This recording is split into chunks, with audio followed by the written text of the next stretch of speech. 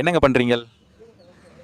பார்த்தா தெரியலையாங்க, கோலம் போடுறேங்க. இந்த மார்கழி மாசம் பனியில குளூர்ல நீங்க ஏங்க கோலம் போடுறீங்க? இந்த மார்கழி மாசம் குளிர் கோலம் போடுறது எவ்வளோ பயம் தெரியுமா? அது தெரிஞ்சா நீங்களும் ஒரு டப்பால கோல மாவோட என் கூட வந்து கோலம் போடுவீங்க. என்னன்னு சொல்லுங்க, நாங்களும் தெரிஞ்சுப்போம்.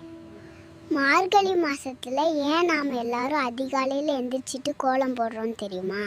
என் அதுக்கு பின்னாடி ஒளிஞ்சிட்டு இருக்க சயின்ஸ் அண்ட் ஸ்பிரிச்சுவல்ல நாம தெரிஞ்சுப்போம். மார்கழி மாசத்துல அதிகாலையில நல்ல ஆரோக்கியத்தையும் உடல் நலனையும் தரக்கூடிய காற்று அதிகமாக இருக்கும், பூமியில இருக்கும். அப்ப மத்த மாசத்துலலாம் இருக்காதாங்க? எனக்கு தெரியும், மைக்காரே இந்த மாதிரி ஏதாச்சும் கேட்பீங்கன்னு. இந்த மார்கழி மாசத்துல இருக்க மாதிரி வெதர் கண்டிஷன் வேற எந்த மாசத்துலயும் கிடையாதுங்க. நல்ல காற்றை சுவாசிக்கணுன்றதுக்காக தான் நம் முன்னோர்கள் மார்கழி மாசத்துல அதிகாலை எந்திரிச்சு கோலம் போடுறது, பஜனை பாடுறது, கோயிலுக்கு போகிறது, சில நடைமுறைகள் வச்சுருந்தாங்க.